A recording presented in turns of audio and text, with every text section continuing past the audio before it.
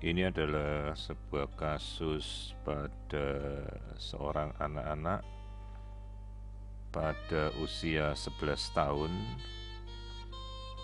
di mana diantar oleh ibunya dengan keluhan perut yang nyeri, dengan perut yang membesar, teraba keras pada penekanan.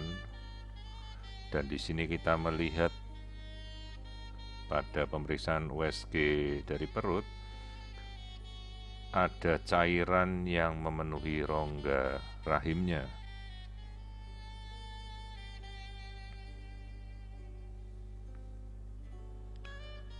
Pasien ini sendiri tidak pernah mengalami haid.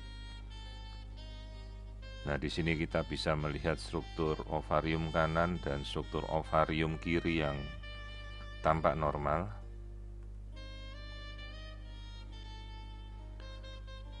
Sehingga perlu dipikirkan kenapa anak perempuan ini tidak bisa haid sejak usia yang sepantaran harusnya sudah mulai mengeluarkan haid pertama kali.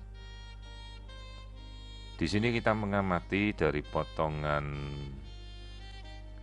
selapis demi selapis, kita melihat terlihat tampilan rahim yang terisi oleh cairan. Sehingga kita memikirkan bahwa cairan ini sebenarnya adalah darah haid yang tidak keluar.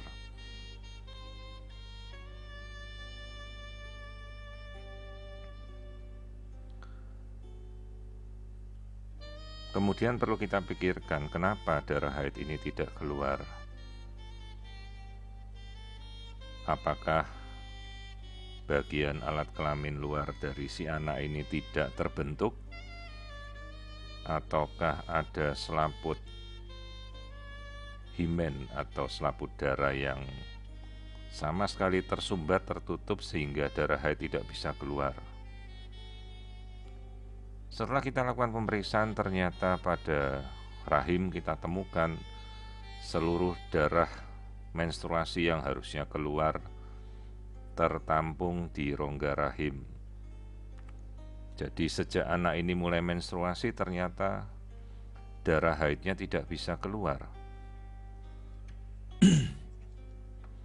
Di sini kita melihat bagian rahim yang membesar kemudian melekuk, dan di sini harusnya terlihat gambaran mulut rahim. Sayangnya mulut rahim itu tidak terbentuk.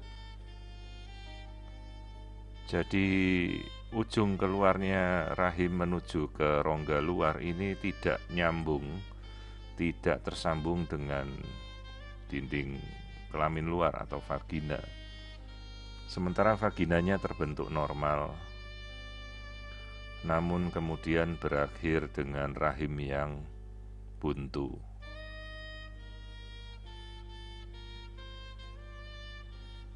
Permasalahannya dengan kondisi kelainan seperti ini,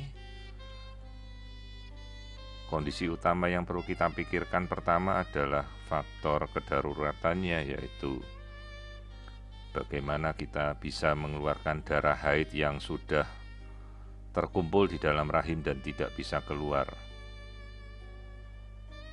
Ini adalah bidang yang cukup subspesialistik yang harus ditangani oleh bagian dari urogynekologi, di mana dari subbagian tersebut mereka akan melakukan rekonstruksi